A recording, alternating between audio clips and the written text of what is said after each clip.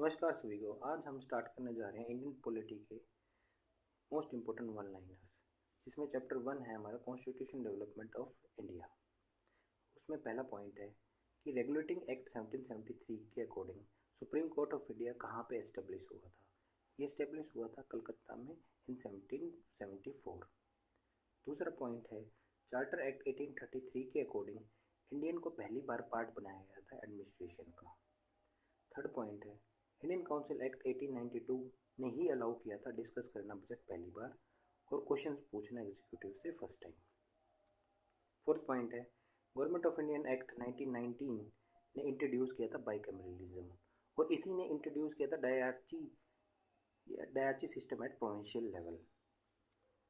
However जो government of Indian act 1935 है उसने इंट्रोड्यूस किया diarchy system at central level और अबोलिश कर दिया था प्रोविंशियल लेवल से, जो इंट्रोड्यूस हुआ था इन 1990 एक्ट के अकॉर्डिंग। जो आज हम पावर देखते हैं प्रेसिडेंट के पास ऑर्डिनेंस की, वो इंस्पायर हुई थी government of India act 1935। 8 point है जो भी रिप्रेजेंटेटिव इलेक्ट हुए थे प्रोविंसेस से, उनका जो रेशो था वो था 10 लाख पॉपुलेशन पे एक representative as per cabinet mission plan. 9 point है जो साइमन कमीशन गठित हुआ था 1927 में, उसका पर्पस था कि चेक करना, रिव्यू करना कि गवर्नमेंट ऑफ इंडिया एक्ट 1999 ठीक से काम कर रहा है नहीं कर रहा है।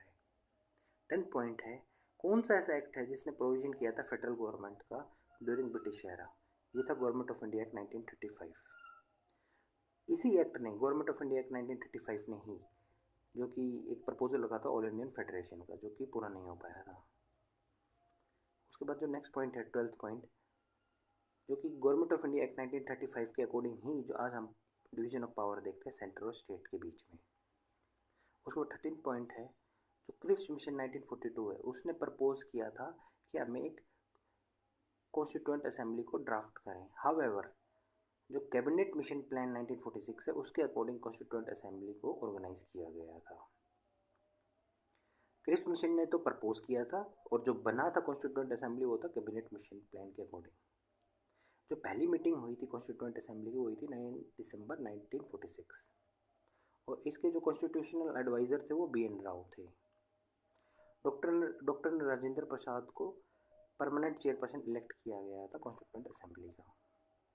18 पॉइंट है जो कॉन्स्टिट्यूशन ऑफ इंडिया अडॉप्ट हुआ था 26 नवंबर 1949 और इसी दिन 26 नवंबर को ऑब्जर्व करते constitution day since 2015 to commemorate the adoption of Indian constitution.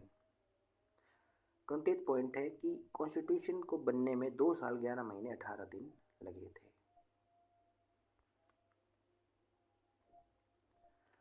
उसके बाद 21st पॉइंट है कि ऑब्जेक्टिव रेजोल्यूशन इंट्रोड्यूस हुआ था जवाहरलाल नेहरू ने इन कॉन्स्टिट्यूएंट असेंबली ऑन 13 दिसंबर 1946 और ऑब्जेक्टिव रेजोल्यूशन एडॉप्ट हुआ था 22 जनवरी 1947। 23 पॉइंट है कि कॉन्स्टिट्यूएंट असेंबली के 11 सेशन लगे थे कॉन्स्टिट्यूशन ऑफ इंडिया बनाने में। 24th पॉइंट है इंडियन फ्लैग अडॉप्ट हुआ था 22 जुलाई 1947 को। 25th पॉइंट है नेशनल एंथम हमारा 24 जनवरी 1950 को अडॉप्ट हुआ था। 26th पॉइंट है कॉन्स्टिट्यूशन ऑफ इंडिया को हैंड रिटन जिसने लिखा था वो था प्रेम बिहारी नारायण राय यादव। उसके बाद नेक्स्ट पॉइंट है कि जो नेशनल एम्बलम ऑफ इंडिया है उनको अडॉप्ट किया गया था 26 जनवरी 1950। 28वां पॉइंट है कि जो चेयरमैन थे ad hoc committee of national flag के वो थे डॉक्टर राजेंद्र प्रसाद। उसके बाद नेक्स्ट पॉइंट है चेयरमैन जो थे committee on function of constituent assembly वो थे GV मावलंकर। उसके बाद नेक्स्ट पॉइंट है chairman of advisory committee of constituent assembly थे वो थे सरदार वल्लभ भाई पटेल। उसके बाद 31st पॉइंट है कि जो ड्राफ्टिंग कमेटी के चेयरपर्सन थे डॉक्टर BR अम्बेडकर, वो कॉन्स्टिट्यूट हुई थी वो कमेटी 29 अगस्त 1947। उसके बाद जो डॉक्टर BR अम्बेडकर थे कॉन्स्टिट्यूएंट असेंबली में इलेक्ट होके आए थे बंगाल प्रेसिडेंसी से। देन 33 पॉइंट है कि ड्राफ्टिंग कमेटी के टोटल 7 मेंबर्स थे, जिसमें पहले तो सभी को पता है डॉक्टर BR अम्बेडकर जी जो कि चेयरपर्सन थे। उसके बाद जो सेकंड पर्सन थे वो थे N गोपाल स्वामी अयंगर। जो थर्ड पर्सन थे वो थे डॉक्टर KM मुंशी जो कि ओनली पर्सन थे फ्रॉम कांग्रेस। फोर्थ पर्सन थे जो कि थे वो है BL मित्तर जिनको रिप्लेस कर दिया था NM राव ने। 5th थे अलादी कृष्ण स्वामी अय्यर। 6th थे सैयद मोहम्मद सादुल्ला। और लास्ट थे डॉक्टर पी खेतान, जिनको रिप्लेस कर दिया था TT कृष्णचारी ने। उसके बाद 34th पॉइंट है कि जो हमें ट्रांसफ़र की गई थी पावर इंडियंस को, और जो डिवीज़न की बात हुई थी इंडिया की, बल्कनाइजेशन ऑफ इंडिया, वो लेट डाउन किया गया था माउंटबेटन प्लान में। 35th पॉइंट है गवर्नमेंट ऑफ इंडिया एक्ट 1919 के अकॉर्डिंग ही लेजिस्लेटिव पावर डिवाइड हुई है सेंटर और प्रोविंसेस के बीच में। उसके बाद जब कॉन्स्टिट्यूएंट असेंबली की गठित हुई थी, उसके पहले टेम्पररी चेयरपर्सन थे वो थे डॉक्टर सचिदानंद सिन्हा।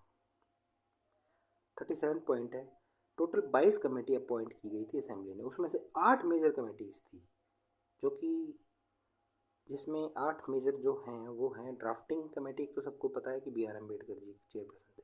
उसके बाद जवाहरलाल नेहरू जी के 3 कमेटीज़ के चेयरपर्सन थे, जो कि थे यूनियन पावर, यूनियन कॉन्स्टिट्यूशन और स्टेट्स कमेटी। उसके बाद सरदार वल्लभ भाई पटेल की दो मेजर जो कमेटीज़ थी वो थी प्रोविंशियल कॉन्स्टिट्यूशन कमेटी और committee on fundamental rights and minorities. उसके बाद steering committee and finance and staff committee वो हेड कर रहे थे राजेंद्र प्रसाद जी। और आज की वीडियो का लास्ट पॉइंट है कि इंटीरिम गवर्नमेंट जो बनी थी 1946 में, उसमें लियाकत अली खान फाइनेंस डिपार्टमेंट को चेक कर रहे थे। तो ये आपने आज देखा पहला चैप्टर। इसके बाद जो हम चैप्टर देखेंगे वो होगा various provisions of the constitution and their sources. Thank you. Video अगर पसंद आई हो तो लाइक करें, शेयर करें और सब्सक्राइब करें। Thank you.